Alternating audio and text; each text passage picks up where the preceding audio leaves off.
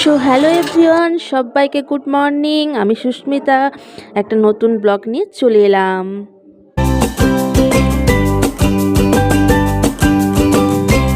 এই যে দেখো, আমার ছেলে আর আমি মিলে বেরিয়ে গেলাম। ছেলেকে দিতে যাব স্কুলে, মানে দিতে যাব না, গাড়ি আসবে ওই জন্য ওয়েট করছিলাম মন্দিরের সামনে। এটা অনুকূলচন্দ্রের মন্দির। তারপরে বাড়িতে এসে দুটো ডিম সিদ্ধ বসালাম আর বিছানাটাও ক্লিন করে নিলাম।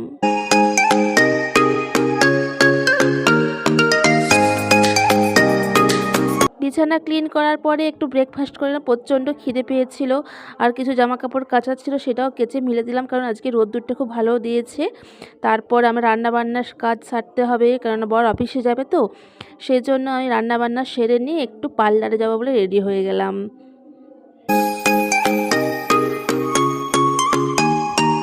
এই দেখো, পার্লারে একটু ভিড় ছিল, ওই জন্য আমরা বসেছিলাম। তো না, আমি একাই গিয়েছিলাম অবশ্য।